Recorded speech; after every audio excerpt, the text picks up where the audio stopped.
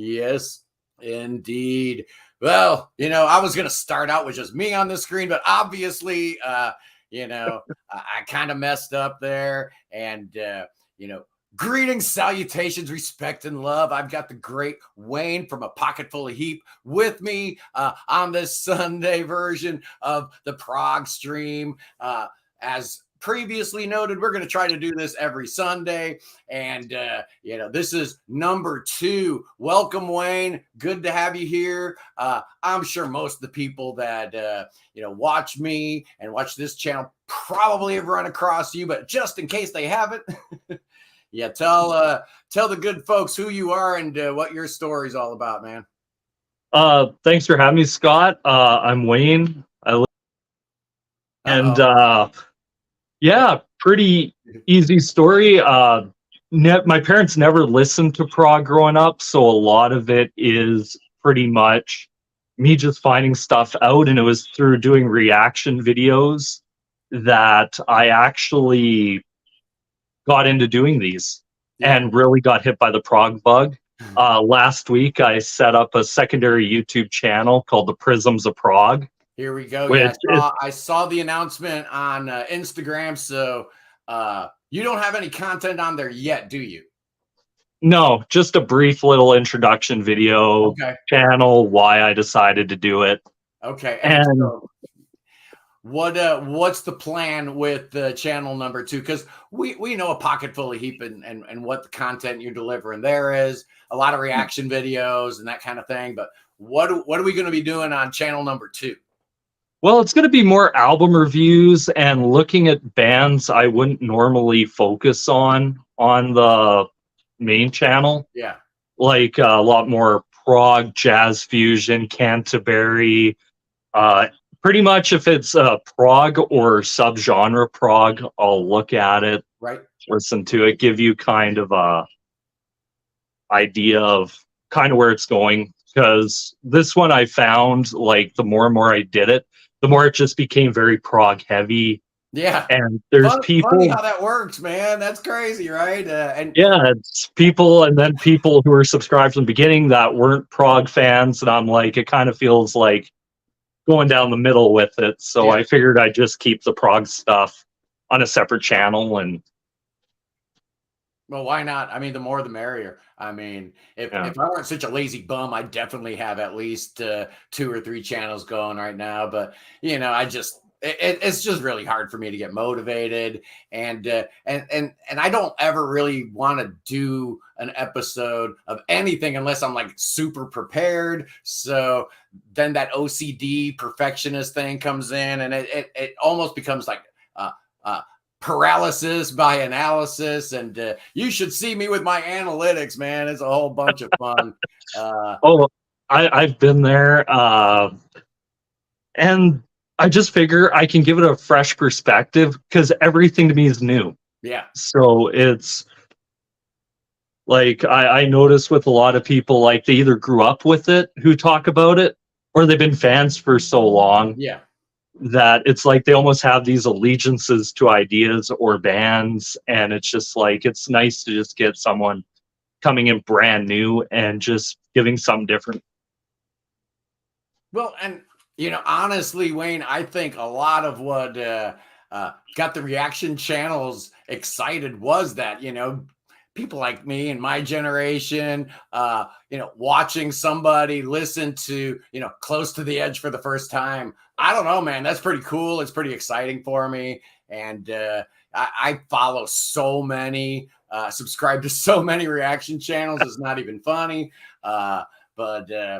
Let's look and see what some of these people's comments are before we get absolutely buried, Wayne. One thing I didn't do last time was, show the comments, which kind of helps.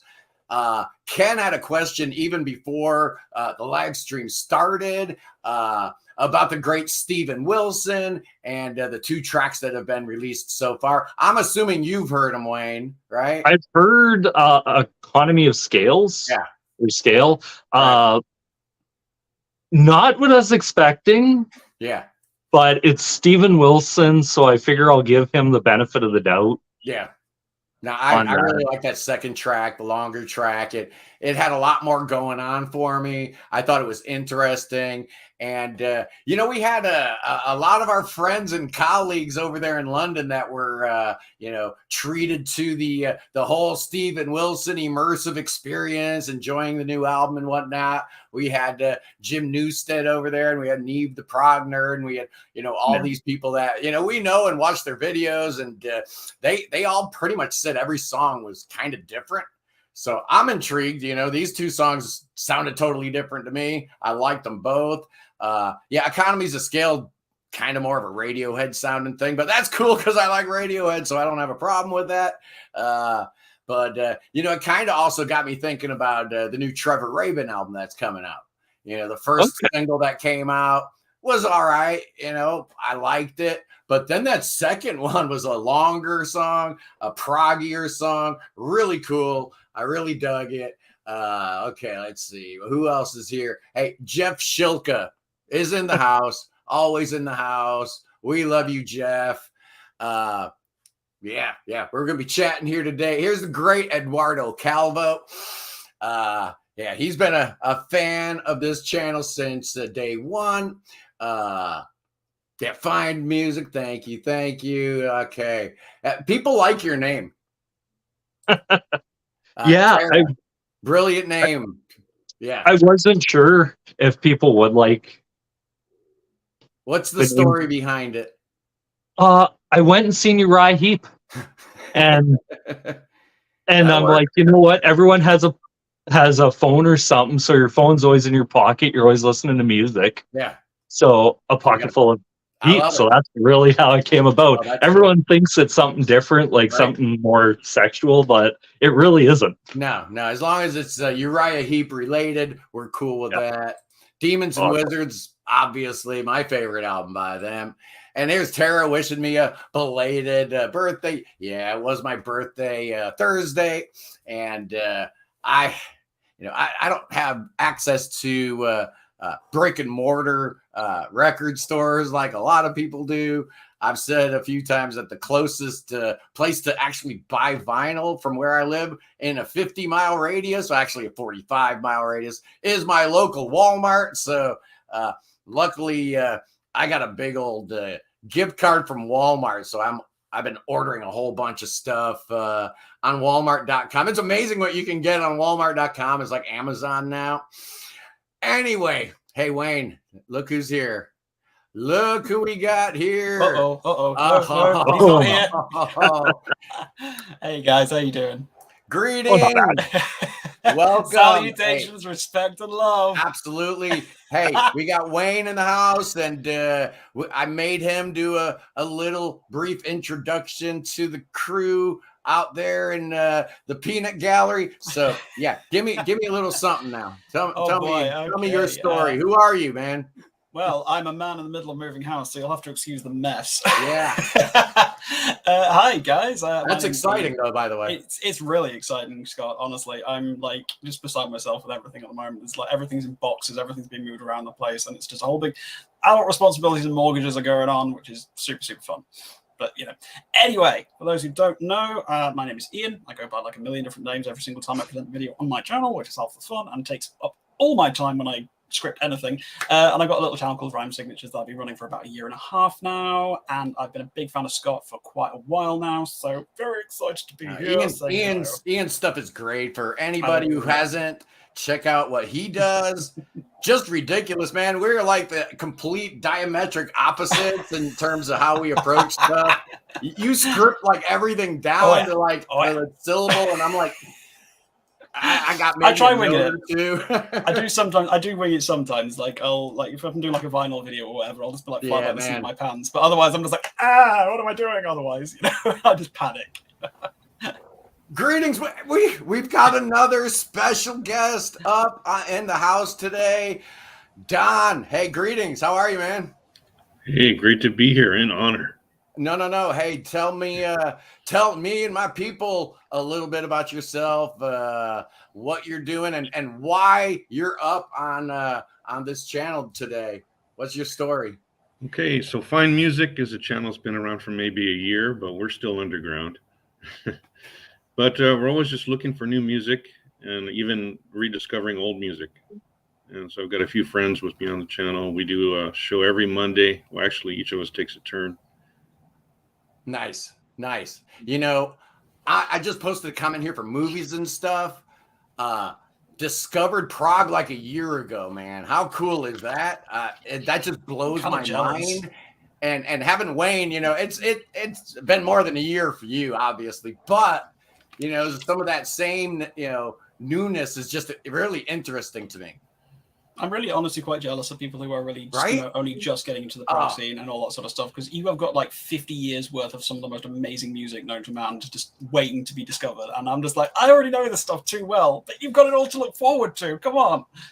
No, yeah. And here's this cat who's only been listening to prog for a year, going through the Tales from Topographic reaction videos over on the JP channel, which obviously I did. That was a great series, by the way. And that's one of top 2 Yes albums for me, man. That well, I saw just your heard Yes that. ranking. You did have it at number 2, right? Yeah. I put it at number 2. That cosmic journey that it just takes you on, just dark room, headphones on, and just listen to Yes take you on this journey. It's amazing. I mean, I used to make these greatest hits cassettes, you know, back in the day, you know, driving around. Then we switched over to the mix CD, put my greatest hits. You know, none of the 4 tracks would ever make like a greatest hits album or whatever. That's exactly the point. That's why it's the greatest album ever, man. It's just perfect. It goes against, you know, conventional wisdom. Where would you put it in the Yes discography, Don? Oh my God. Okay, top 4, top 5. Here's the thing. I like to go on road trips, okay? So like I'll drive to San Francisco. There you go. So you want to make the miles go faster? All you have to do is play some Yes. Take all the long songs and you're there. Yeah. San Francisco. Yeah. That's what I love to do. You know, it's like Heart of the Sunrise. You're driving during sunrise, right? That kind of thing. I love it. And that's what, you know, Yes music can do. It just transports you. You know, it's kind of journey driven anyway, so you might as well, you know, have it actually part of your journey. And you know, I did the same thing when I used to fly a lot. You know, you think about, okay, how long is this flight, you know, and you know, you pre-program your playlist, and for regular people, it's like, you know, 20 or 30 songs, but for us, 3, you know, it's 3 songs. Like, what are you just going across the state? Nope, that's New York to LA, buddy.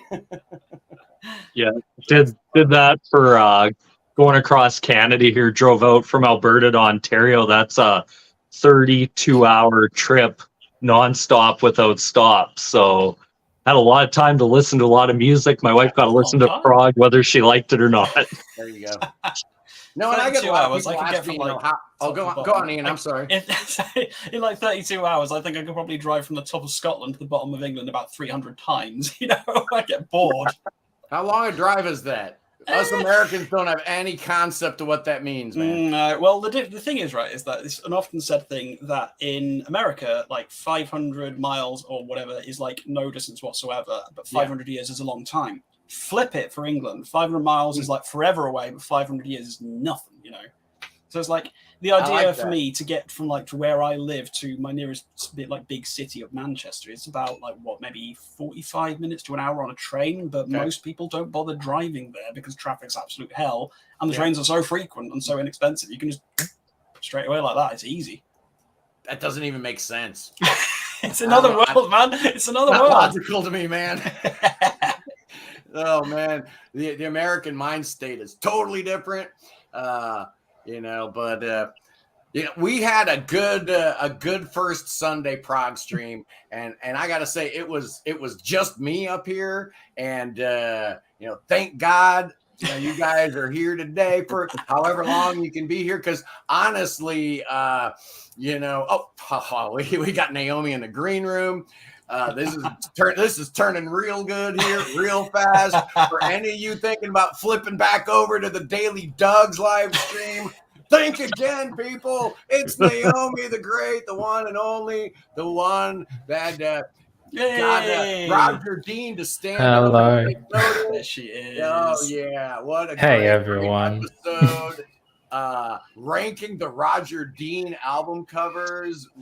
What a massive undertaking that was. It's just a piece of genius, Naomi. Welcome to the program. How are you? I'm amazing. Thank you. Thank you so Yes, much. you How's are. everyone? I don't think I've been in like this type of call in a long while, with so many prog heads and such. So yeah, hey everyone. It's been a minute. We haven't, I know you've been going to school and doing all that stuff, but it's just good that you poke your head above the surface of the water occasionally, like a submarine's periscope, popping up and seeing what's going on. Hey, it's Naomi, everybody. 365 days of prog.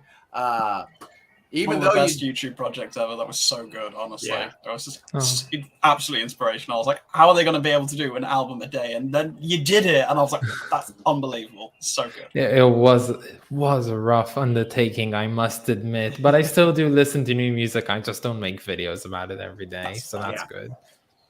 It's almost more fun, when you have to review something. You're not really enjoying it so much as like trying to find adjectives for it. True. No, really, true. I think there's many examples for albums that I felt were like a chore to listen to because I had to listen to them in the morning, write the script at like noon, then make the video in the evening and upload it by night. And that was like the schedule. And I think the best example for an album that I couldn't fully appreciate because of that schedule had to be The Lamb Lies Down on Broadway, which I kind of criticized, with a rough fist. I gave it a 6. Now I'd give it an 11. It's so good. It's a grower. It is a grower. It is a grower. Yeah. And the best works of art are certainly that way. We opened up talking a little bit about Tales, and I put The Lamb kind of in the same boat that to fully appreciate it, you're gonna need at least a month. There's no way you're going to get all the intricacies of a piece of art that complex in 1 or 2 passes through. But Tara wants us to talk about Yes. Wow, that's really outside my wheelhouse, boys and girls. Scott's never heard of that band before. Who are they? The direction they've gone in recent albums, I was extremely worried. Fly From Here was okay, and Heaven and Earth was not great, and The Quest was a bit of a bump in the right direction, I guess. So Mirror to the Sky came as a really, really nice surprise to me. It seems like they've kind of settled in and figured a few things out about what it means to be Yes in 2023. And I'm hopeful and optimistic for the future, actually. Yeah, 100%. I am so on board with this new Yes album. Like, I haven't had a chance to review it yet because, we haven't got time to do everything or whatever. But I absolutely, really, really enjoyed it. Like, it's so strong. Like, compared to, like you say, like Heaven and Earth and The Quest and etc., and all the sort of like new Yes that we've had recent times, where it's just really not felt like it's had any sort of solid direction or anything like that. This new record feels like they've finally figured it out. All the puzzle pieces have finally landed in place, and they know what they want to be, and they are loving life and having a great time doing it. And I'm all here for it. Well, for me, going through their discography and that and listening to it, for me, this was probably the best thing they've put out since Magnification Key Studio. Like, it just felt like Yes, that has that ladder feel to it where it feels like the band kind of feels that magic's back with them. What'd you think of Mirror to the Sky, Don? A definite improvement. But I have to admit, I am so jazzed about Trevor Rabin's new cut that I just can't wait for that album. The first track sounded good. I liked it. But that second one, man, now all of a sudden I'm excited about a Trevor Rabin album. That's the world coming to, man. It's crazy. But so it just sounds like they actually, reading about Fly From Here, the genesis story of that and how contrived it was. Oh, let's get the drama crew back and let's kick Oliver Wakeman to the curb so we can make room for Jeff Downs and maybe hope Trevor Horn comes in and sings, but no, he just wants to produce. And it just felt really desperate for attention and a band that had no new material. So let's just drag up some stuff that wasn't good enough to record in 1980. And then you get Heaven and Earth, and Steve Howe didn't even want to record an album. He's on record as saying he was dead set against recording Heaven and Earth. And boy, it sure sounds like it, So the Quest was definitely moving in the right direction. But this one here, I hate to say it, man. I've seen Alan White, a few times the last couple years of his life when he was, barely able to even pick up a drumstick. So it's good to have a little bit of life in the drum chair too. God bless Alan White, one of the greatest drummers of all time. But the new blood doesn't hurt, having Jay doing his thing in the band. I'm pretty excited, actually. Apparently they're working on another album already. So no rest for the wicked, certainly. No, you got to strike while the iron's hot. Oh, absolutely. I mean, if they can sort of rebound from what they've learned from this experience to make something like even better than this, then it's going to be one of the biggest late game glow ups in prog. Let's be real here, because for most of the sort of legacy bands, let's be real here, their sort of late game stuff, if they're still making late game stuff, that is, or if they even stop making stuff, like, obviously Pink Floyd stopped with The Endless River which they came back with after like 1,000 years absence, and it was mid, let's be honest with ourselves here. Most of the legacy bands they just fell off the map when they sort of tried to come back, but Yes seem to be like learning from the mistakes that all of these other bands have made and really sort of like solidifying themselves as the premier band within progressive rock, like they always have been, and probably always will be considered as such. And so smart to listen to their fans. One of the major concerns and criticisms a lot of us had was, where are the longer tracks, man? Where are the epics? And they listened and they acted on it. And I mean, for a guy as old and set in his ways as Steve Howe, you got to give the dude a little bit of credit. You really do. Hey, Tara's only 24. And hey, the 24 Club. How cool is that? You know a little something about that, right, Naomi? Yeah, no, about being 24. Yeah. Oh, speaking, going down that Yes vein, we just got a hold of the new DBA album. I haven't listened to the whole thing yet, Celestial Songs, but here, Styx 1231 likes it a lot. Not familiar with that. I must admit, no. That's that Chris Braids and Jeffrey Downs. Yeah, I reviewed the cover for it in my video. Yeah, you did. You liked the cover. No, I said explicitly in the video, it hasn't come out yet. As of the making of this video, it's going to come out like really soon. And the cover itself, one of the best I've seen by Roger Dean ever. Like, he takes so many, good ideas. It's basically a mishmash of, let's say, demons and wizards maybe, and I know the ladder or something like that, and just puts it all together, and it looks amazing. And that's the thing, I want to listen to that album purely because of the cover. I don't know what I think about DBA, but I know the cover just sells it. I guess it's the same as Merit the Sky, though I didn't intervene in your lovely conversation, but I have not gotten through half of that album yet, so maybe one day. There it is. Oh, that is gorgeous, isn't it? Isn't it? And look, the ground is like dissipating into nothingness. You can't quite see it right here, but it's amazing. Yeah, you can't see it, but get an idea of the color palette. It's pretty sweet. Yeah, definitely. I love that. It's gorgeous. Mm-hmm. Yeah, Zeb is wrong about not much great Yes music after Key Studio Magnification. He's dead wrong, man. There's been some did the ladder come out after Magnification? I can't remember. It was before 99. Okay. It was before. I honestly, I will champion the ladder as honestly one of my favorite Yes albums. The ladder is great. I adore it. It is so good. For me, it's just one of those ones. A lot of people will talk like, I don't know, not even talk smack about it. They'll sort of like put it in the mid pile. And for me, I mean, I could never really tell you what my top 5 Yes albums are because it flip-flops from day to day. But generally speaking, I'm looking at things like the Yes album, Close to the Edge, and Fragile normally is my top 3. Right. And they sort of interchange between now and then. But top 5, the ladder is up there. It is in the top 5, normally around the 4 or the 5 mark. But I will always love that album. It was like my introduction to Yes was actually through the ladder. Like, not like what you would expect with like the classics, you know, like Close to the Edge and what have you. In fact, it took me the longest time to warm up to Close to the Edge, you know, because it was like when I was first getting into prog back when I started university, like 20 odd years ago or whatever, and I started discovering prog and stuff like that and really getting into it properly. I mean, I'd always had it in my life. I just never really appreciated it until I started taking music more seriously. But it was really when Close to the Edge, everyone's like, oh my God, greatest album of all time. Oh my God, this, that, and the other. And it just didn't gel with me for like about 5 or 6 years of listening to it. But when it clicked, oh my God, did it click. Hey, look who we have here. It's the French vinyl addict. Oh my God. How long were you sitting in the green room waiting, man? I just saw you. I looked down. I'm like, uh-oh. So what's going on, my friend? Introduce yourself and tell me what's going on. Hi, everyone. I'm French vinyl addict, as you said.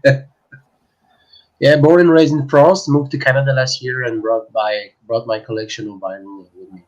So a lot of prog rock, early 70s, 80s as well. But yeah, prog rock is a genre I really appreciate. Oh, yeah. Mainly focus on the early golden age of prog rock. Okay. Early 70s, Usual Suspects, but I also discover more obscure bands. Thanks to your channel. So, yeah.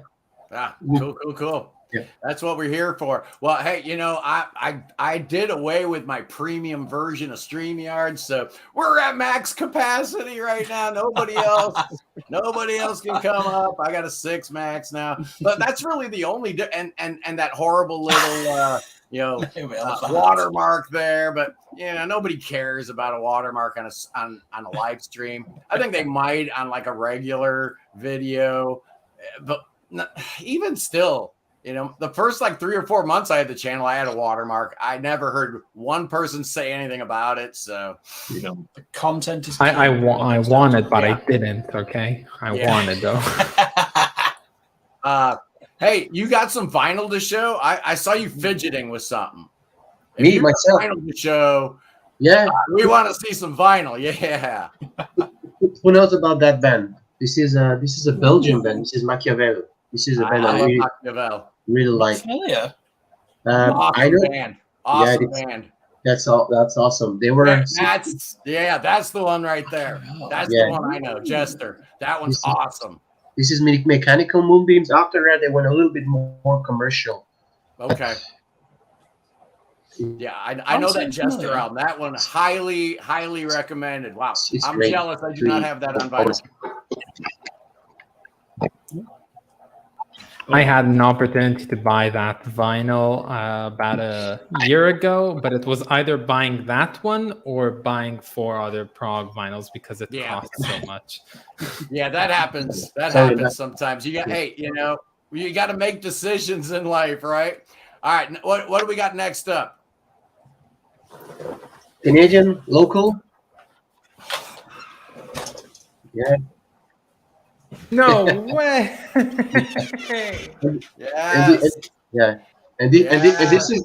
this is a very rare. This is a French press because it didn't do things in France, and it's a French press.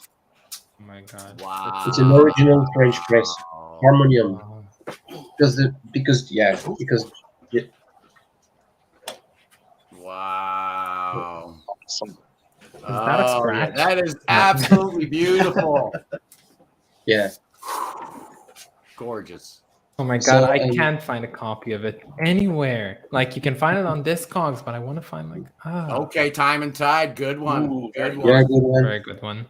And I have other usual suspect bands. Another Machiavel, perhaps. Or this is interesting. This is a French cover because they had several. This is the same album as a short. Yeah, different album cover. Different album cover. Yeah, mechanical. I believe that's the album cover I know it from. That first one I didn't recognize. This is the Belgium. This is the This is the original Belgium. Yeah, I didn't recognize that one. Yeah, lovely cover. very They didn't old have much. They didn't have much success outside Belgium. This is why they just disbanded. Yeah. In the early '80s. Yeah. So, Too I have bad. to look into those. Because I got myself Jester something is pretty decent awesome. as well. Highly recommended. yeah. The other day, when I was at my own vinyl shop, if we're talking about vinyl, I figured I would never expect to see something like this in a local shop in like my hometown, but I was able to get boom Testimony, baby, for 20 quid. Right, I was like, right. what? Brand new sealed copy of Testimony. Oh, I was yeah. like, what on earth? That's the best thing ever.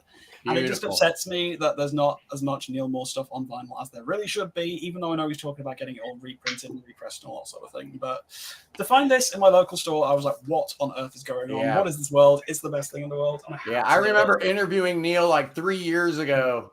And he was saying the same exact thing. It's like, oh yeah, we're gonna get around to it. We just finished Testimony. We'll get one, and then we'll do Sola Scriptura and question mark and live. I'm like, no, it's. I think it'll probably happen, but I wouldn't hold my breath. Yeah, I mean, the second Sola Scriptura drops, I'm just like, I don't care what other obligations I've got financially that month. It's irrelevant because I'm getting Sola Scriptura. I'll buy like 5 copies of it just in case I scratch any of them, because that is like one of my to me, I put question mark on equal footing. To me, those two albums are just, and they're a little different. They're different flavors of Neil. That's why I love them both so much. If they were like the same sounding record, not so much, but man. Yeah, I need those in vinyl so that it hurts. You know, honestly, just that era of Neil Morse's solo work for me is so untouchable. Brilliant. Like, he was just at the absolute height of his powers. Yeah, I mean, the new one's okay. You know, it's good. You know, the Joseph album, I like it. I like it. I like how he's sort of like flitting around with new and different things as well. There's a bit more gospel stuff going on. There's a little bit less musical theater and a bit more rock and roll than Jesus Christ. Have you anybody heard the new single from DiVirgilio, Morris, and Jennings that just dropped? Have something about the wind, wherever the wind blows, or something like that. I'm rolling down the windows wherever the wind blows. I'm thinking, you know, this would be a really good country song if you just put a fiddle and a banjo in there. This thing could have legs, man. I like it a lot. I wasn't a huge fan of the first album, but maybe the second one will be better. I love Troika. I thought that was a really great record. Yeah, I loved it. For me, I just felt it needed a bit more Ross. I think Ross was kind of underplayed a bit on it, and I felt like he really needed a bit more time to shine. It was very much the Morse and DiVirgilio show, which is fine. But if you're billing yourself as a trio, I kind of expect a little bit of equal billing from everyone. I agree. So hoping for a bit more. I agree. Hey, the Prog Monster's in the Peanut Gallery. Anybody watch the Prog Monsters content? He's awesome. Ooh, I like that guy a lot. But let's see. Who else has got a good comment for us here? I gotta keep up with this. Look at all these comments here. Jordy Planas, Tales is the perfect trip into the inner soul. The Lamb is the perfect trip into the inner psyche. That's pretty good. Yeah, I like that. Yep, that's not bad at all. Yeah. Hey, okay. Do we have any more vinyl to show? I thought I saw some more. That's for you, Naomi. It is for me, Naomi. Yes, I know. It's an amazing album, which I was luckily exposed. Oh, Caravan. This is good. I must add something just for the conversation. I visited London for a week about a month ago when I was vinyl hunting all the way through, and there were 2 vinyls that I wanted to find, and they both appear on this stream. The first one is in the Land of Grey and Pink. The second one is right behind Scott. It's called freaking England. How could you not find an England album in England? How does that work? I couldn't find it. That's the golden edition, whatever. That's got the live versions and stuff. The 2012 double album. I got priced out of an original. Please, printing of that. If you ever not getting morbid or anything, but if you ever write a will, okay, just know that one goes straight. Okay, that one's going to Israel. There's a little addendum at the bottom of Scott's will, and Naomi will get this copy of England. The hats. Yeah, the hats. Oh, here we go. The Fairport. Oh, very nice.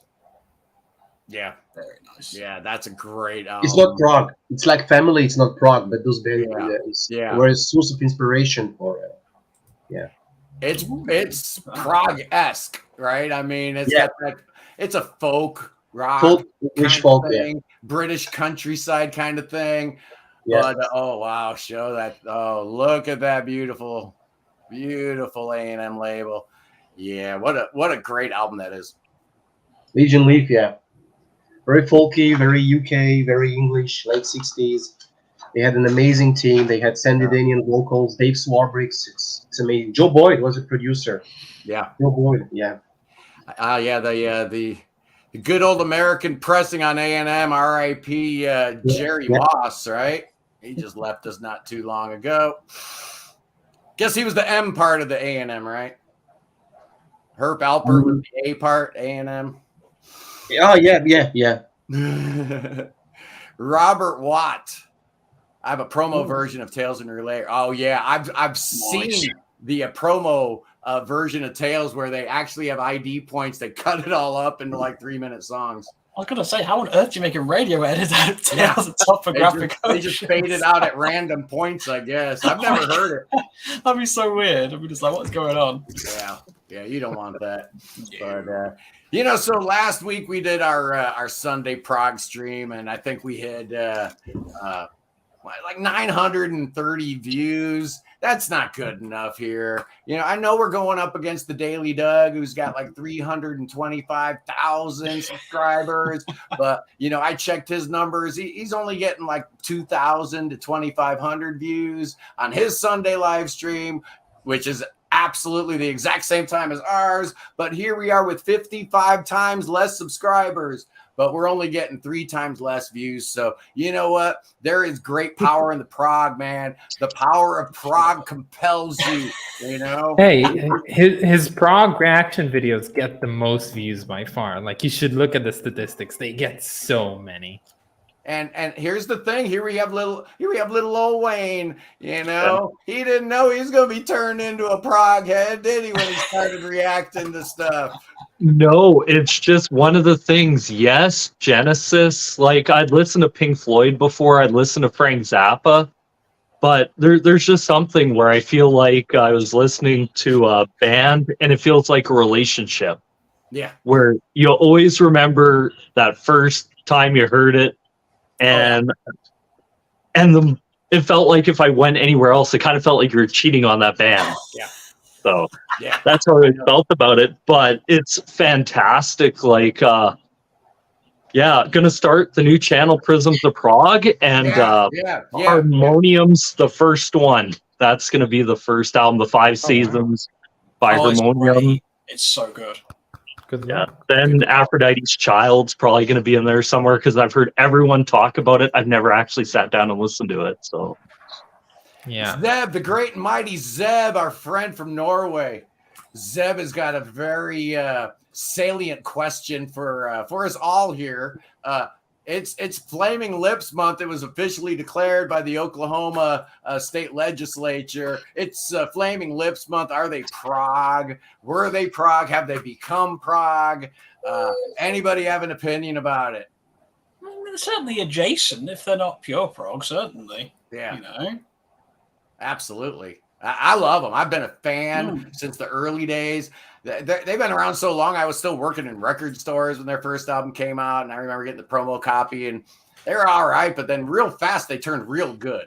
Are they prog? Who cares, man? That's a label. They're good, I'll tell you that much. Okay.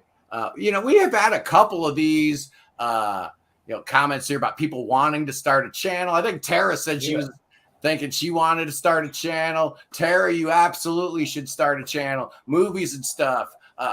Should start a channel called Prog and stuff. Absolutely. The more, the merrier. It's not like, I've noticed if like a lot of times, especially Ian and I will like maybe be reviewing the same album at the same time as like maybe Notes reviews over on their channel, or Nathan on Shuffle. And I often think, are we stepping on each other's toes? Are we going to hurt each other's viewership and stuff like that? And the answer is absolutely not. The more the better, actually.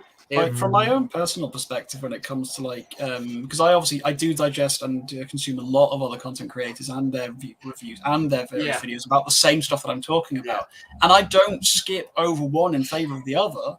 I like listening to all of them because I like to get a completely balanced, wholehearted, objective view as to what all the people whose opinions that I value, whose opinions that I consider to be really strong opinions, and like even if they're different to mine, you know, like if I have different opinions about a record to somebody else, I love hearing somebody else's perspective on the same thing. Like, am I hearing something wrong? Have I heard something different? What does this person see about it? And even if we've all got the same overall like end game when it comes to our opinions on a record, I love hearing how people get to that and how they interpret the record. Absolutely. I love it. So I think anybody out there who's thinking about doing one of these channels, absolutely do it. 100%.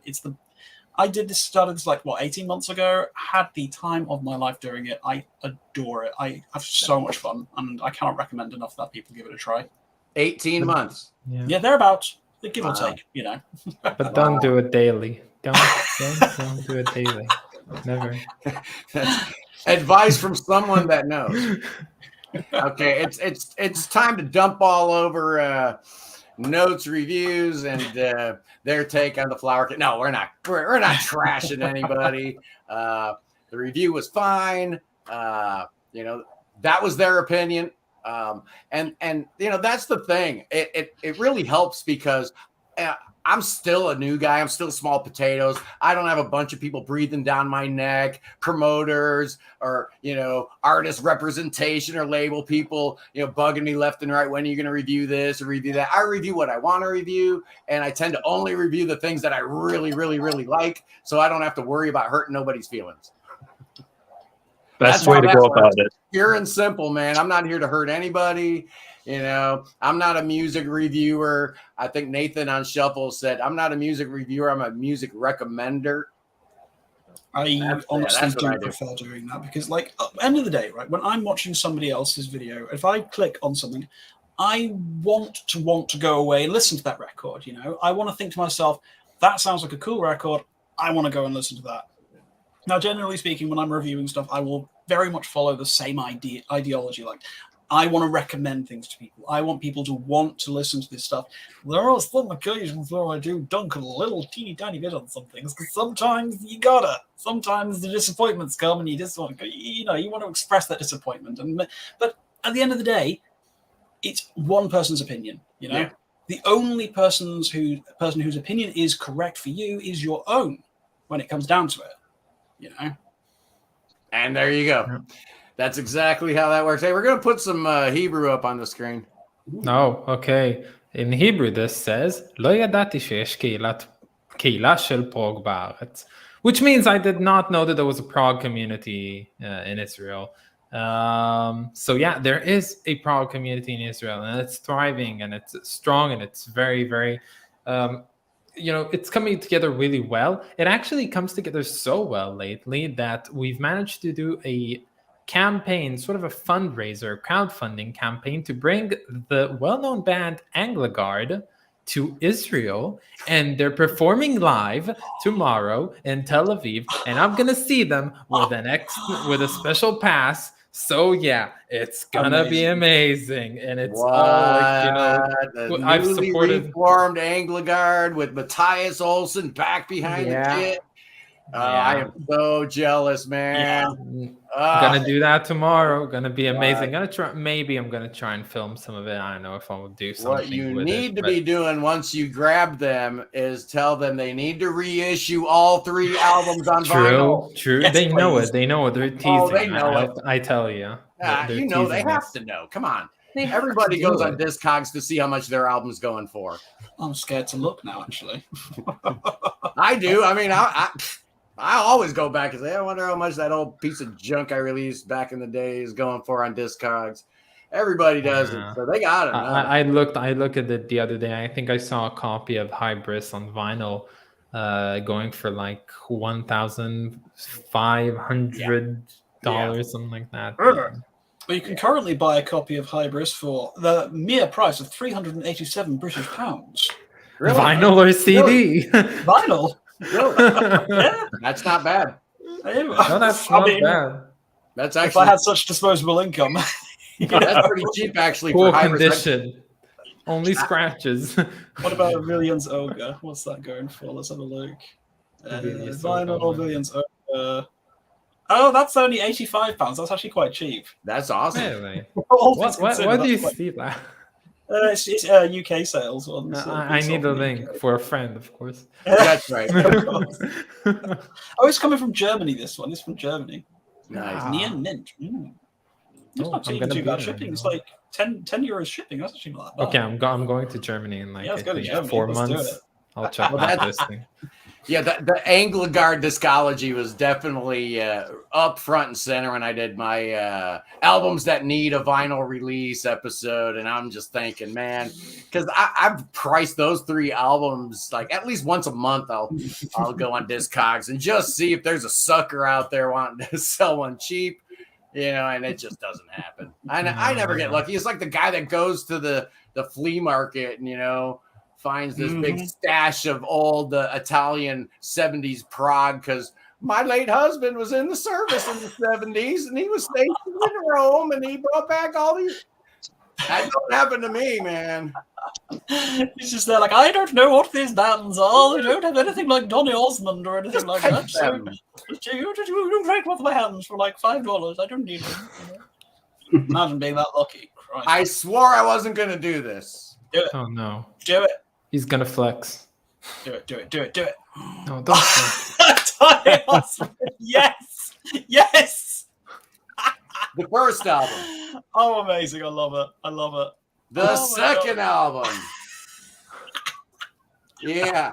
The third album, phase 3. Oh, yeah. This is But it gets better. It gets so come much on, better. come Their on. 4th album is amazing. It's actually great. I don't know what I love more about Horses. this. The fact It's an that you've got amazing them all. rock album. It's so good. And then, not to be outdone, it was the 70s. So what did the Osmonds do? They did a prog concept album. Oh my God. Yes, they did, about the Mormon church. Oh I love the wow. fact Yes. Scott just reaches behind his back. He's like, oh, by the way, I've got the Osmonds right here, And wow, look at how many eyeballs we just lost. That's awesome. Oh, I love that. That is so cool. Not that I'm watching how many people are on or anything. No. Never keep an eye on that number. Nah. You'll drive yourself insane. So, we do like to flex a little bit from time to time. And I just got to say, 6 months ago, a little band out of Minnesota dropped their second album. Again, just digital only, no CD, no vinyl. But I reached out to him. I'm like, dude, this is 2 amazing albums in a row without any kind of physical release. We need to do something about that. So he shot me the files. I reviewed the album. And I just got notified a week ago. They just got picked up by Apollon Records and the band is Kimono. Yeah. And I'm just so happy that I had a little small infinitesimal part in getting those guys signed. So their latest album, Mind Out of Mind, will be released on CD and vinyl soon. The power of the prog corner, man, it's just awesome. I had to self gloss a little bit about that today. That felt really good. I think you've heard that. Yeah. But I can't take any credit for Big Train getting signed to Inside Out. Not yet. No, not yet. Maybe another band later down the line. That was awesome, and hopefully that will help facilitate their first 5 albums being released on vinyl. Yeah, I'm really, really interested to hear how Big Train sort of like evolve. Obviously, following the tragic loss, of course, of David Longdon. I mean, nobody could have seen that coming. And obviously, like for me, like just thinking about things out loud here. The hardest thing I think a band can do, certainly to adapt to like moving forward, is the loss of a vocalist. Because in a lot of ways, the vocalist is our connection, like the average listener, it's our connection to the band. It's almost like they are our voice. They are because everybody can sing along to something. It doesn't matter how good you are, how bad you are. True. Everybody can sing along to something. So I always find like a huge element of the identity of a band can be found within the vocalist. I mean, look at John Anderson. I mean, such a distinctive voice, such a talent, such a really identifying mark of the band.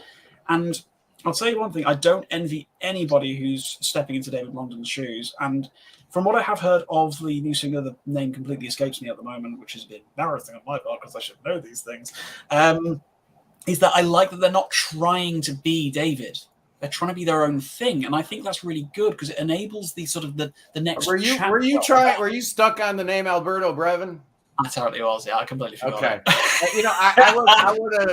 I would have chimed in earlier, but I wasn't paying attention. Yeah, no, it's cool. It's cool. Alberto Brevin. There we go. That's our man. But I like that he's not trying to be David. No. And I really, really appreciate that. And I think that will enable Big Big Train to really move into this next era of their band of like in a much easier way, because we're not going to be sat there comparing like for like. This isn't going to be a case of they're trying to be David. They're just going to go into this and be their own thing. Yeah. You know? He doesn't sound anything like David, but he kind of sort of does too. Just a little bit, man, and it's giving me everything I need, you know? It's awesome. Sure. I think somebody said that their vocal ranges were identical. Okay. Even though the timbre of their voices are completely different. That might be what I'm experiencing, but yeah, digging it. I'm loving it. And Zeb, he's finally been saved from his boredom. His Sunday boredom has been relieved. Yeah, we're going to do this thing every Sunday, and I'm so happy I've got an esteemed panel. Don, you've been really quiet there, man. Yeah. Can I say something? I'm going to make you big, too. All right, look at this. Okay. I'm feeling like an odd duck here because I don't collect vinyl. I can't afford it. But there's an alternative for us non-materialistic people in the world. You know, you can download. And in the past 2 years, I've downloaded 885 different artists. Nice. I couldn't afford that if I try to buy all that. I pay a minimal download fee because I go to foreign websites. Maybe you've heard of MP3 Million, that kind of thing. Yeah. Right. So that makes it affordable. So I can just discover things I just didn't know about before. And there's so much to discover. You know, I just write it. Look at that spreadsheet. Write it down. You're such a computer guy, aren't you, man? You got that all in Excel and everything. Write it down. That's like the biggest flex of the evening, I must say. That was epic. For example, that was new discovery, if I may. I'll just say one or two. Please. Let's see if anybody's interested. There was a band called K2. Yes. You know about K2? Alan Halsworth? Yes. Fantastic. Ryo Okamoto had a little something to do with that for a minute. And speaking of Japan, there's a band called Far Out. Yeah, I love Far Out. Mm-hmm. Fantastic. Right. Sorry, so I feel a little bit more welcome now. Well, you know, I'm kind of the vinyl guy, and I do like the vinyl. You know, I'm not gonna lie, but you know how many times I play my vinyl? You know, I feel really bad because I would say probably about 80% of my new vinyl stays in the shrink wrap. Scandal. That's Scandal. That's pretty scandalous. Scandalous. It's just terrible, but you know, that's what streaming is for. You know, we're a creature of technology and the digital age, and you know, I'm driving a lot. I'm in my car a lot. It's kind of hard to play vinyl in my car anyway. That's a turntable on your dashboard. Doesn't work. Yeah. Every bumper goes like 5 minutes ahead. Oh, can you imagine? Gonna have to go back to those 8-tracks, Scott. Yeah, I really want to start doing 8 tracks. I was never an 8-track guy because we were always about the vinyl in the house, and but I want to get a good 8-track player, like a boombox, put on my shoulder, walk around, but it's 8-track tape. Yeah, but it's like Heart of the Sunrise. That'd be so awesome. That'd be so awesome. You know, Do the Right Thing. I'm Radio Raheem. You know, hey, is that the new Public Enemy? No, it's actually not. Oh, it's an image in my head of just Scott like just vibing around town with a boombox, and you just hear like, I don't know, Aqualung coming out. That'd be so great. That'd be so great. So yeah, we were talking about things we're looking forward to. I mentioned Steven Wilson. We've got the new Trevor Rabin on the way, which oddly enough, I'm surprisingly excited about. How about a new Pattern Seeking Animals coming on the horizon? Oh man, I love these guys. Their first album just killed it. I know some people like to think this is the worst of the three. They need to listen again. It's amazing. It's so good. The second album, Prehensile Tale. My favorites. Love that one. Oh, so good, man. Every I mean, track the album on art here. as well is incredible on that one. It's so cool. I love it. And the new one is just amazing. Well, the latest one. Only passing through. I love all three of them. So if they can go 4 for 4, which I'm pretty excited. They're using a new studio. Apparently, they've got like some kind of outside producer involved this time, which will be interesting. Yeah, there's a new Glass Hammer album on the way called Arise. And the boys in Chattanooga just dropped some of the artwork. It's really, really cool artwork, like they're on the moon or something, or Mars, and it looks awesome. Who else has got new stuff on the way? Yorzio. Oh man, you know I love my Norwegian stuff. New Yorzio's coming up. That's amazing. Tuzmore just put out a great one, but Moon Safari. Oh yes, that's the big one for me. That is the big one before the end of the year. I'm skeptical, guys. I'm skeptical. I have to be. A teacher of mine once told me, in life you got to be pessimistic, because it's either you're surprised for the benefit of reality, or you're just correct, and that's basically it. And I don't know, 10 years in the making, I think there's so much hype for it, and I know it depends. What do you think about the first Himmelbachen volume? Yeah, you see, I think that's a really important question. If you want to be brutally honest and put it in perfect, crystal clear clarity, is that it's their worst album. It is, yeah. I don't think there's much debate about that. It's good. It is still a good album. It's great. It's Moon Safari. Yeah. It's great, but yeah. As an album, it's great. As a Moon Safari album, it's kind of mid.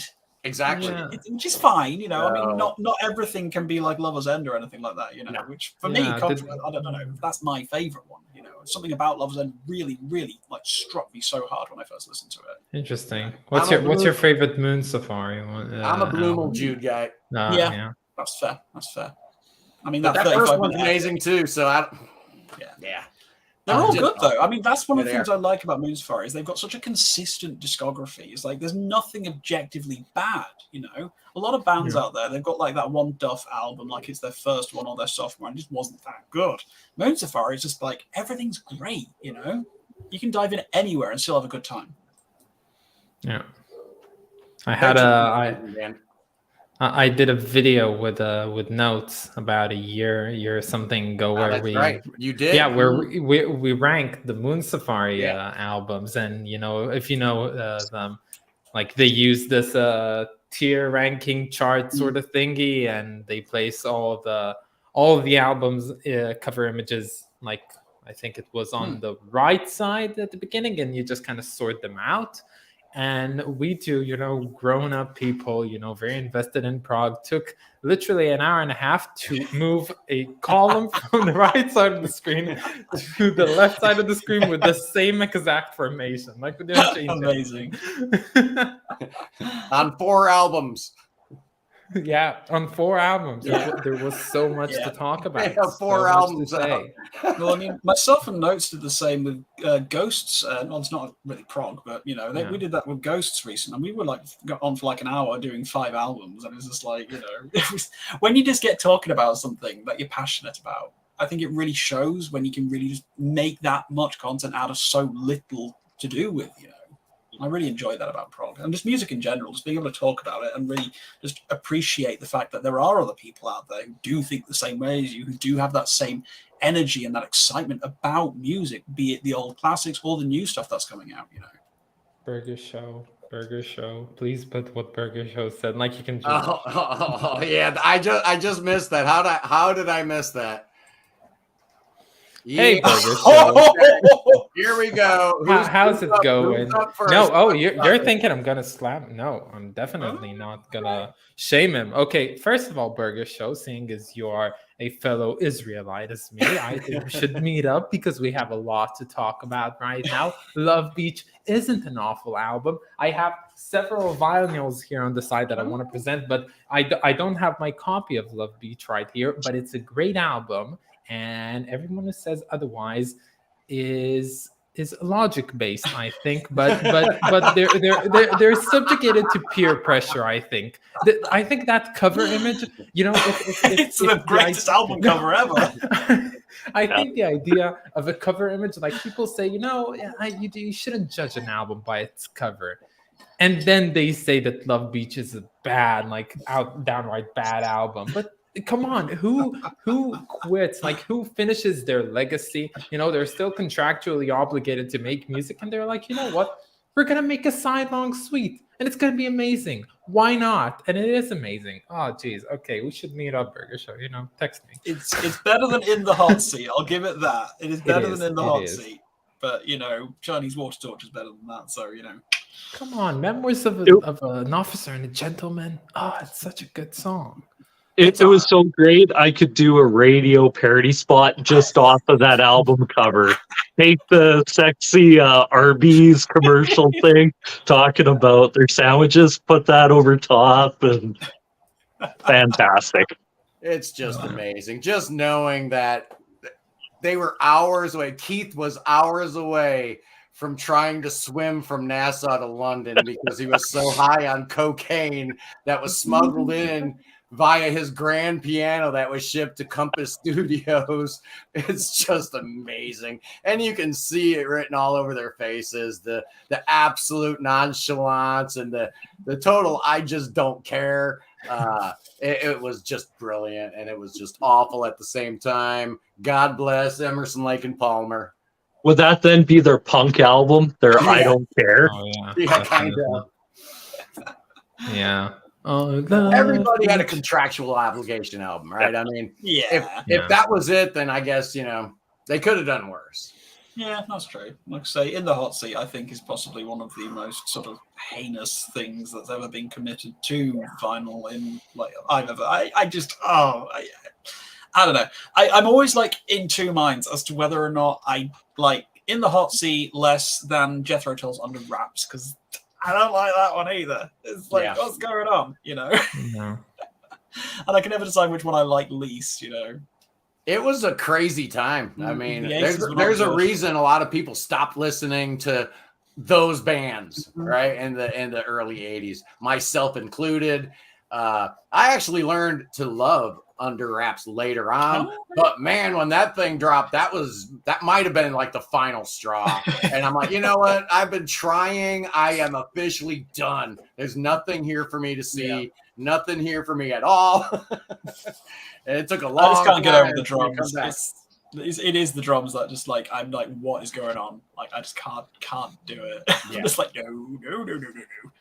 Yeah, Giant for a Day. Yeah.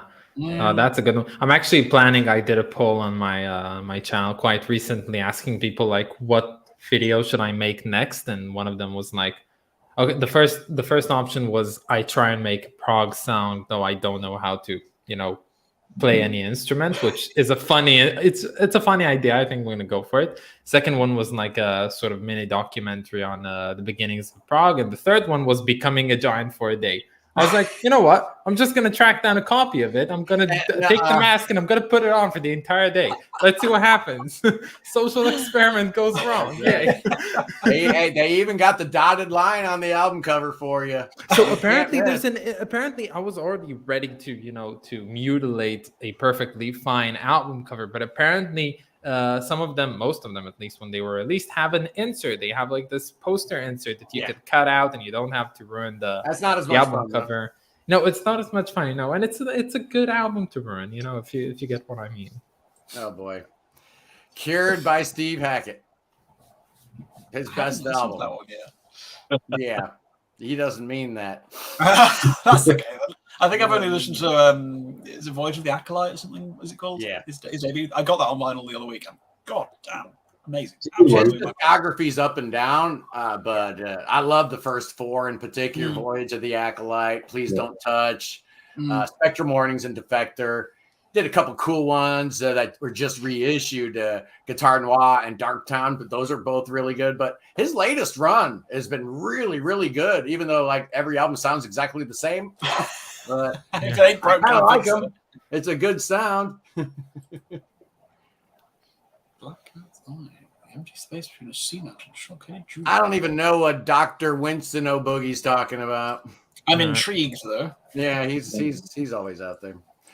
And just watch the eyeballs drop off minute by minute. You know, tomorrow's going to be a lot of fun. Do you guys listen to any like the streaming like prog radio stations or anything? Yeah. There's like 1,000 of them, which is weird because there's only like 2,000 people that listen to prog music in the whole world. Worldwide, yeah. You know, what in the world? But there is one called Prog Radio, which has the app you can, download on your phone or whatever, that I've been listening to a lot because it turns out that dude at Prog Radio and me have like the identical taste in music. So it's That's really good. weird. So yeah, I'm going to have him on the channel tomorrow. Wow. We're going to talk about the future of internet radio with the great Kevin Carmody from Prog Radio. So that's going to be fun. I'm a big supporter.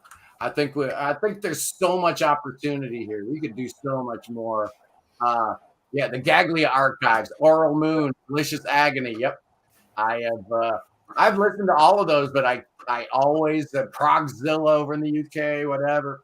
I always go back to Prog Radio, and I figured it out, because I started talking to the dude, and he and I were like the same person. Is weird, like doppelgangers. Rick Wakeman. Ooh, 6 Wives. Whoa, that's a record. That's absolutely killer. It's so good. That's the album that Scott's on my channel. That's right. And then he shouted me out. And then I got I think 50 more subscribers because of it. Which was just at the beginning when I had 50 subscribers to start, but no, even less. So thank you, Scott. I think I was like your 21st subscriber. Something like that. Yeah. One of the first. Don't know how you, oh wait, I actually do know how you discovered me. Interesting. And what is just awesome is, she's going to be too humble to bring it up, but she just hit 1,000 subscribers. Fantastic. Well done. I want to see everybody succeed. I want to see everybody, doing what they want with this YouTube thing. And Jeff Shilka is a big fan of the Red Planet, and I can't blame him. He and I have talked about that. It might be his second best album, which is just shocking for a guy that's got 143 albums. That his 2 best albums might be his first one and his latest one, and the only 2 instrumental prog albums. And that's weird for a guy that's got 1,000 albums. He has exactly 2 instrumental prog albums. I didn't know that. Yeah, all the rest are either really not prog, soundtracky, or the pop stuff, or all the other imaginings of Yes tracks and all the things he does. But as far as real prog albums that are instrumentals, you've got the 6 Wives of Henry VIII, and you've got the Red Planet. Both of them are amazing. Just love them. Interesting. Really, really the thing about the 6 Wives, this is a major point of contempt for me with this album. It's great. It's really good, but it has nothing to do with the theme of the 6 Wives. It could have literally been called the 6 Hobbit meals of the day, and I would be fine with it. It doesn't have anything to do with it. No, it doesn't. It really doesn't. I'll be honest with you as well. The name of the record and the cover art and all that jazz. For the longest time, I was like, I ain't listening to that. That looks boring. I was like, whatever. It's Rick Wakeman. I love Rick Wakeman, but this looks boring. And I am so annoyed at myself for not listening to this record earlier because it is incredible. Such fire. It's so good. It's wild. I mean, it's really good. You're probably hearing Alan White at his absolute most deranged best on the 6 Wives.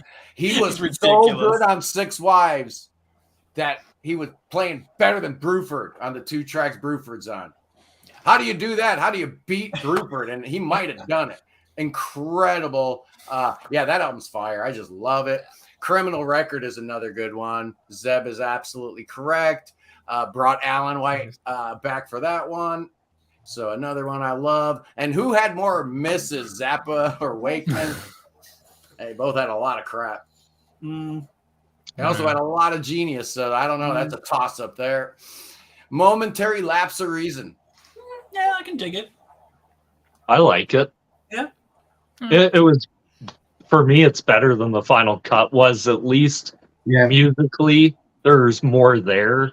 And even though it's synth and everything, I know a lot of people hate that sound. I personally, actually, that stuff doesn't bother me as much. Right. Like, I think the songwriting on it, is it Waters lyrically? No. But at least is it competent? I think it's not terrible. Where do you put it vis-a-vis the Division Bell? To me, I think the Division Bell is probably Pink Floyd's best album since Animals. I love Division Bell. That's the correct answer. Yeah. I know Polly Sampson, a lot of people attack her lyrically on that, but I think it tells a more complete of the theme of Division talking. It feels like a more concise album than, because a lot of Waters goes off in different avenues where it kind of feels like it's too much at once. This felt like they had a plan. This is what we want to do, and they executed it. I'll be honest with you, like when The Endless River came out, I was actually really, really upset. And it's not because I didn't much care for The Endless River. It was kind of a bit sort of like, whatever of an album. It's fine, whatever.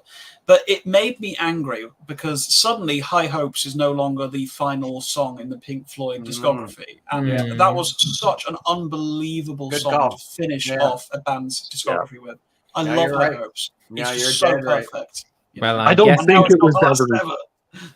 Well, you must be thrilled right now that the final Pink Floyd song is "Hey Hey Rise" or something like that. That's just it's a classic for the age. It's a Dark Side B-side, Oh no!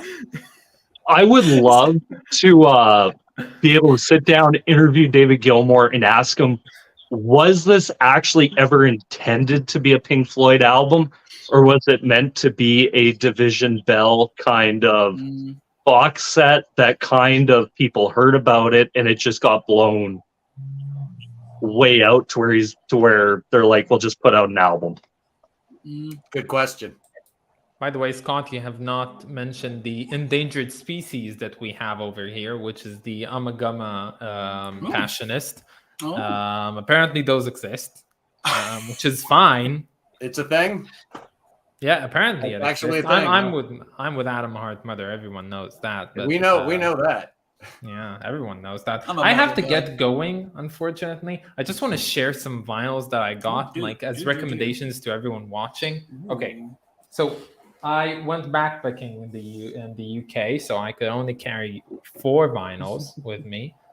So this is what I got. The first one is, I think someone in the chat said, why go with new Yes when you can just have Yes copycats? They do a good job. So here's the biggest of them all. Starcast. So with the beautiful cover, ranked second in my cover listing. The second one is an album that I got into maybe because of the novelty of the person who made it. Since getting into The Lamb Lies Down on Broadway, I started realizing the effect that Brian Eno had on the making of that album and on its sound. So I got into this one, and boy, it is a good album. It's not for everyone. It's like a hit or miss thing, but it's good. And Mother Way and stuff like that. The third one is, I think, an album which is going to come up on my channel pretty soon when I do The Origins of Prog. This is this might be the first Prog album ever, because it came before in the Court of the Crimson King. It's this one. And not a lot of people know this. You know this, Scott. It's Touch. The New Jersey guys, they made this in early 1969. And it's pretty progressive. Like, most of it is what we would call nowadays prog, which kind of contends the idea that King Crimson started this whole thing. And last but not least, I don't know how I didn't have a copy of this one quite yet. I don't need to introduce it. No, Everyone knows this one. Yeah. I have it right now. I play it on, like, you know, at midnight, you know, confusing my neighbors. But I'm trying to summon a demon in the witching hour or something like that. But it's amazing. Yeah. Anyway, guys, well, thank you. Naomi, I was waiting for this all week. I'm gonna free up a space so someone else could join. Please, someone else do. I'm gonna stick to the stream like on the YouTube app, but not gonna attend anymore. So yeah, it has been lovely seeing you all talking. Thank you, Naomi. See ya. Have a great week. Well, I think somebody might have grabbed a stack of vinyl. So I think somebody snuck out of the room like we weren't supposed to know this. And grabbed a stack of vinyl. That's what it's all about. I know, Don. It's all right, Don. You know, we can stream. You know, I can name a bunch of. I mean, the list is pretty valid. Let's be real here. You know, I rock a Crosley. You know, I see all these people in the VC talking about, you know, their systems, spending thousands of dollars and whatnot.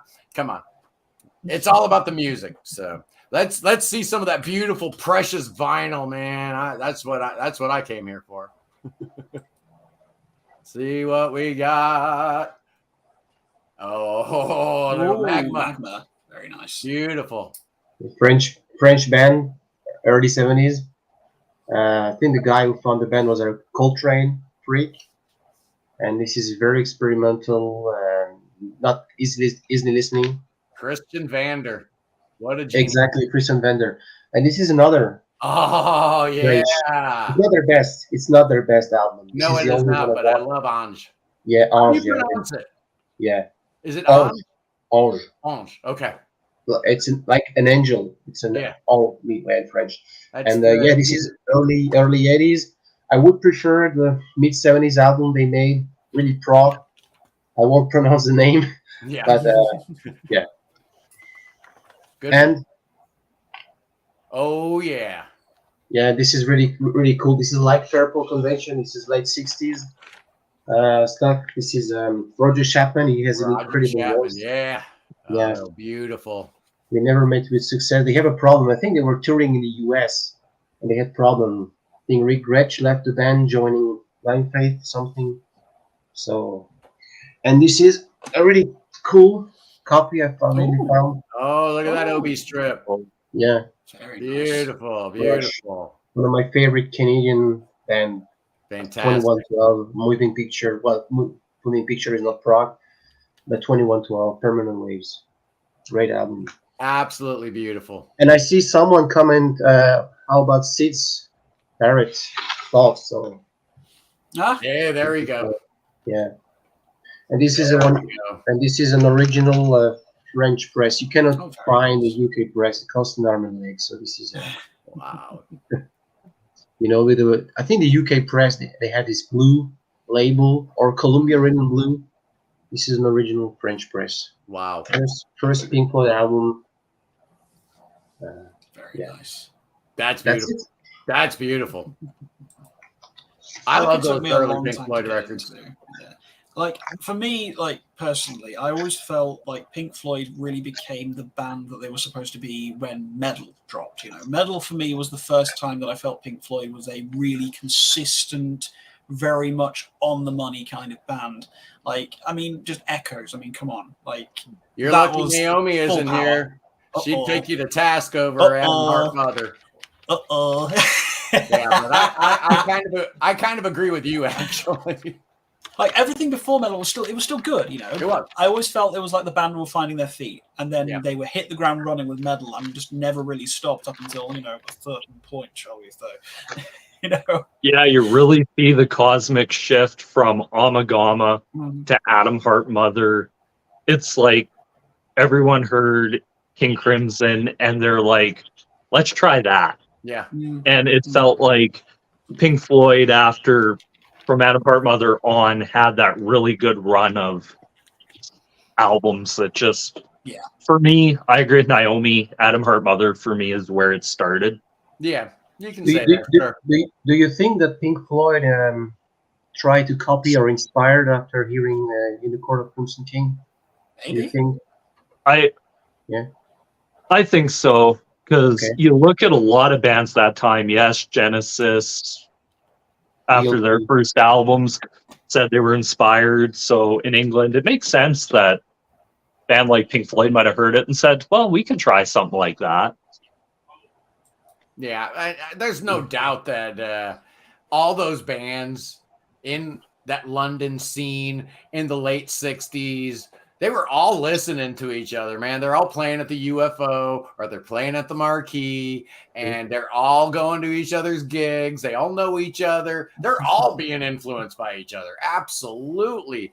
In the Court of the Crimson King influenced all those bands. But you know what? So did Pink Floyd. So did The Nice. So did Billy Ritchie's Clouds 1, 2, 3, the most underrated band in the history of the formation of prog, band no one ever even knows about because they didn't put an album out until like 72 or something, but they influenced all of them too. I mean, so it was like a primordial stew of different, molecules and amino acids, and everything had to be just right at the right temperature. And the lightning struck the, the tidal pool, and next thing you know, life is formed, man. And this Frankenstein beast called prog is alive, baby. It's alive.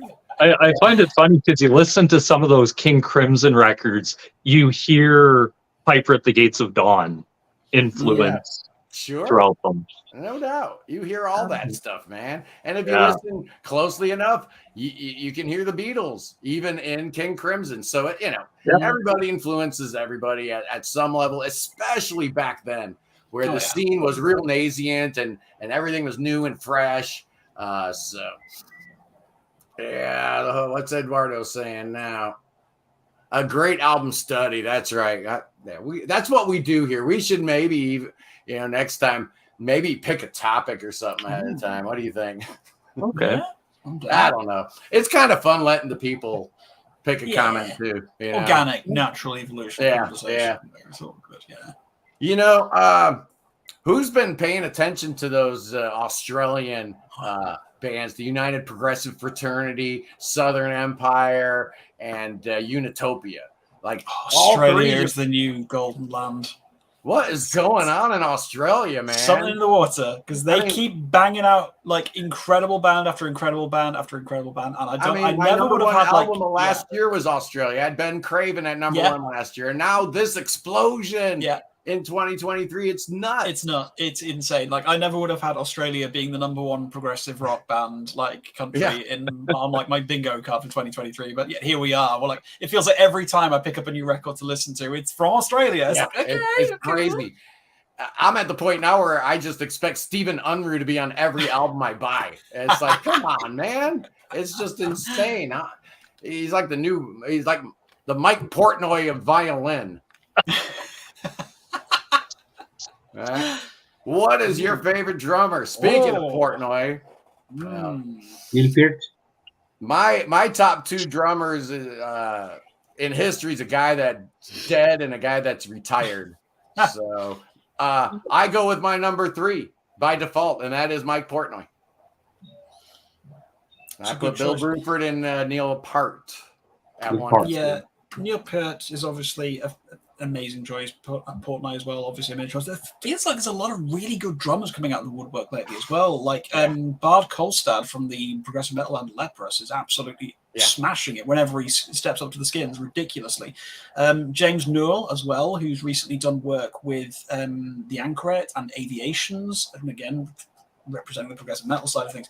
Really absolutely incredible drummer, and it just feels like there's more and more people taking the drums more seriously. And I love to hear it. Like I've tried playing the drums before, and I was like, I've got to know. I'm everywhere. How do they do it? And I'm just like, I'm going to stick to the bass because that's what I know. But it's like, I don't know. Drums is just, I love it. Then I do tend to find as well that when I wasn't really listening to prog, like the drummer was just the guy who carried the rhythm, whatever. Sure. And I find that with progressive rock, you just got so much more personality coming from the playing styles. Like I feel like you can identify a drummer's fills and a drummer's style a lot more easily when you listen to prog rock compared to like listen to anything else, you know. This was a good comment here.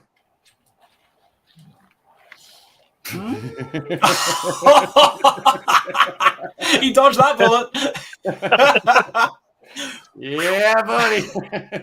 That's good. I like that. No, that Anchor It record you just talked about, that's pretty wild record, man. I'm loving it. I keep coming back to it. It's one of those ones that took a little while to grow on me, admittedly, but because it's not my normal style. No. It's prog metal. It's absolutely. It's prog metal. There's no, splitting hairs. It could be this. It's prog metal. So no, it's not about Snow Coconuts. But I heard Andy Tillison was on it. Yeah. And I'm like, okay, if it's good enough for Andy, it's good enough for me. That's it. Like, who knew that Andy Tillison could shred with a prog metal band? It's like, I'm pretty sure Andy punked me not too long ago. He reached out like 3 or 4 months ago and gave me this information, all this grandiose stuff, but you can't tell anybody. I think he was like testing me or punking me or something. But I'm not allowed to talk about it. But I love Andy. Ooh. Apparently Andy is sick. He's under the weather. He was supposed to be playing a gig over the weekend with Matt Stevens from The Fierce and the Dead. Oh, nice. And that's kind of cool, the two of them. But he had to cancel at the last minute. So they got the other dude, Kevin Feezy from The Fierce and the Dead, to sit in for Andy. So that would have been an awesome little gig, little duo there. I really like that new record they put out, The Fierce and the Dead. I thought it was really good. They always kind of sounded like a band that vocals would make sense. A lot of bands like them, or not even like them, but instrumental bands in general. You don't think about that like Hackberry. I'm not thinking about vocals on that. Are you? Nope. Great record. I gotta plug it because I just got the vinyl. Oh, I got mine somewhere back there as well. Do you? I got it for like 16 quid. I was like, what? That's so cheap. Yeah, I got this actually, I got this for free. Thank you, Ken Golden. Very cool. If you go on Laser's Edge and you buy so much, there's points and stuff. So I redeemed some points and got me a free Hackberry vinyl. How cool is that? These guys are awesome, though. Yeah, it's a great record. It's a really cool record. Yeah. There's been a lot of really good instrumental prog out there. The new Agusa is fantastic. It is really strong. And then what did I just get turned on to? This UK band called Plank. Oh yeah, you know these guys? They just put out a record called Future of the Ocean, and I gotta say, it's awesome, man. Look at this album cover. I don't have it yet. I'm gonna buy the vinyl. Oh, that looks great. Oh yeah, cool. That's sick. Yeah, I'm putting that on my two. They're a UK 3-piece instrumental. Prog Archives calls them space rock. Honestly, it's got a bunch of stuff: space rock, math rock, post rock, symphonic. It's all in one. It's so cool. I'm digging it, man. Plank. Big time find. I'm so happy with that record. Yeah, Gusta. I'm a big fan of Eduardo. Love them. Yeah. Oh, well, let's see. Jeff Shilka wants to know who my favorite vocalist is. No, everybody but me, because he knows my answer and he doesn't like it. That's a really tough one, actually. You took Gabriel. Good choice. It's a good choice. Oh, who do I want to choose? I'm gonna go with my gut answer and just say Devin Townsend. Like, hands down for me is Devin Townsend, because it's just the most ridiculous range of any human being alive, and he just does it perfectly when he's in a live setting. I've seen him like about 7 or 8 times, and it's just like he's just faultless. It's like, how do you do this? Like, incredible musician all around, but such a good vocalist. And he's very humble about his own vocals. He's like, I'm not a good vocalist. I just want to play guitar. And then he just lets out like the most ridiculous F sharp major for like 17 seconds. And you just think, okay, not a terrible vocalist at all. You know? Got some votes for Peter Hamill. Hey, we got some votes for Rob Halford. Yeah, buddy. Hell yeah. You know, Yeah. Ronnie James is good call. Ron James Dio. Yeah. Oh yeah, Dio. Yeah. Can't go wrong with Dio. The best live vocalist I probably ever saw was I saw Prince back in like 1983, 82. It was right after 1999. And it was Vanity 6, and then The Time, and then Prince. And there were like 200 people there. And I walked away saying, I don't think that guy is actually physically capable of singing or playing a wrong note. He's just genetically, and it was genetically impossible for that guy to play or sing a bum note. It was absolutely ridiculous how good he was. I knew he was going to be a big old superstar that after seeing him that night. I'd never seen anything like it or since. Very jealous. Insane. And I also walked away thinking The Time were going to be big too. So what do I know? We can't all be right about everything. Yeah, exactly. Michael Sadler. Yeah, we love Saga. Hey, you were just talking about Einar Solberg. Yes. Yeah. How about Einar Solberg's voice? Unbelievable. What a voice. Absolutely incredible. Again, I've seen them live a whole bunch of times, normally because they've been supporting Haken and like I've seen the two of them at the same time. But Einar is like my favorite ham in the universe. He's such a ham, and I love him so much. He's so cheesy and so wonderful, and really works the crowd. And he takes himself so seriously at times, and then the mirror breaks, and then he gets a little silly guy hiding underneath there, and he's just so much fun. I love him so much. Freddie Mercury. Yeah, I never got to see Queen. One of my great regrets, probably the biggest two regrets I have. I should do an episode on that, right? Sure. Bands that you wish you would have seen live, but you can't because people are dead and whatnot. Gentle Giant, I never got to see them. I saw both Queen and Gentle Giant. Nice. Queen would be my other one, yeah. In the 70s. Yeah. Yeah. So my favorite vocalist is Brandon Perry. I don't know if you know Brandon Perry. I think so. He moves the me. name rings a bell. From Dead Can Dance. Oh shoot! Yeah. I'm not listening to any. My personal choice. Yeah. I love Dead Can Dance. Yeah. Unbelievable. Such a cool band. Mm-hmm. Yeah, that's another one. Are they prog? What do you think, Don? I think so. Yeah, I think so. Why not? Yeah, Prince and the Minneapolis Sound. That was good stuff. That was awesome. Yeah, Zappa. I didn't get to see Zappa either. That's another big regret. I don't want to see any holograms. No. Or avatars, No. Although, like the Emerson, Lake and Palmer thing, can you really fault Carl for doing what he did? Nah. That's all he's got. That's all he's got. Yeah. There's no other choice, really. Number one, and number two, Keith and Greg's families both gave the thumbs up. So I don't think there's a whole lot you can say. But I'm a big fan of Nat King Cole. Yeah. Good show. Showing my age, but yeah, Nat King Cole was always a favorite of mine. Hey, the classics are classics for a reason, Exactly. And Robert Watt, David Byron, man. I love David Byron. Great fan. So awesome, man.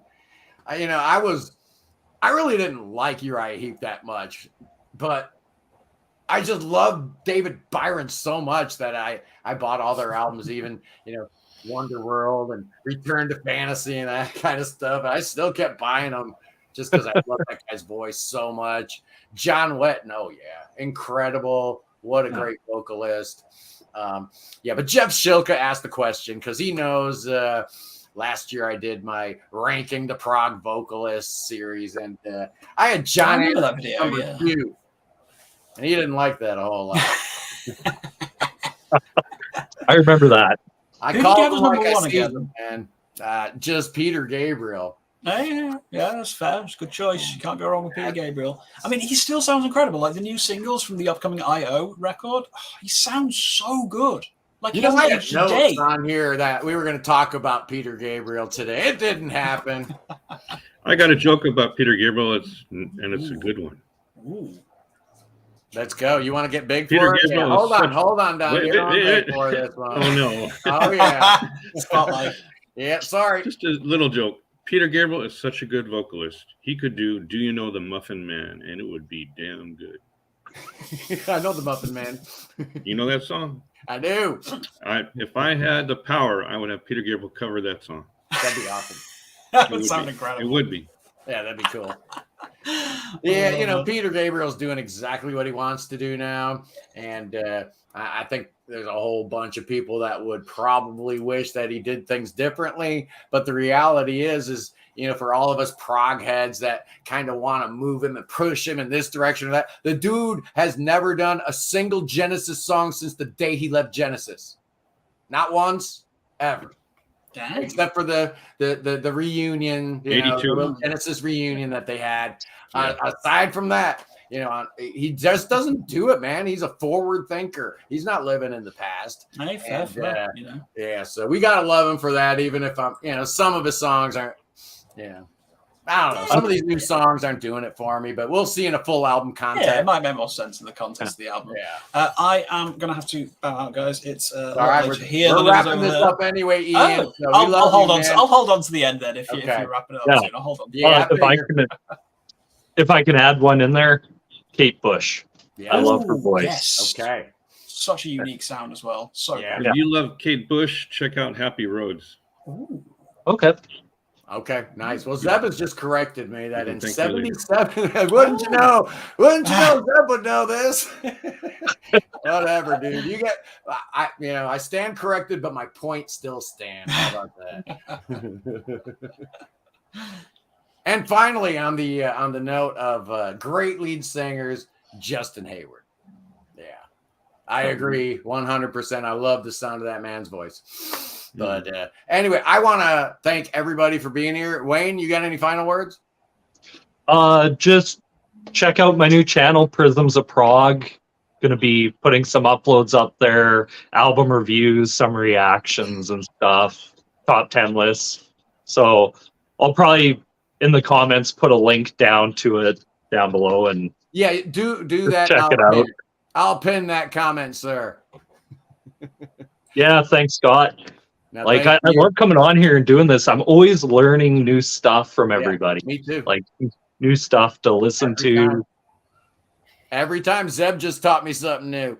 So that's how it works. Ian, what you got for us, sir? What are your final parting words? Well, it's been an absolute delight, of course. And again, apologies for the mess. I'm moving house at the moment.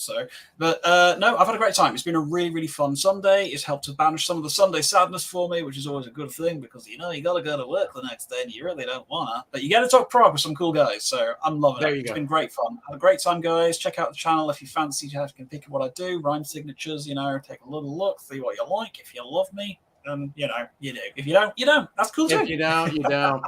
It's fun. That's the way. That's exactly how it works. Either you love me or you hate me. Whatever. But always me. I'm not changing. I'm not going anywhere. Exactly. Don. Yeah.